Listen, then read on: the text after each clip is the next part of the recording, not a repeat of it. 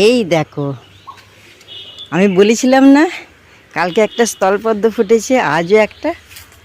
কি সুন্দর লাগছে। এই দেখো, অফ সিজনে স্থলপদ্ম। এইটা হচ্ছে তোমার দুর্গাপুজোর সময় ফোটে, শরতের ফুল, কিন্তু এখন ফুটেছে। এই দেখো, শরতের ফুল আর এখন বসন্তে ফুটেছে।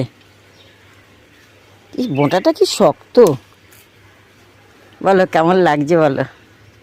অফ সিজনের ফুল, অনেক কুঁড়ি হয়েছে।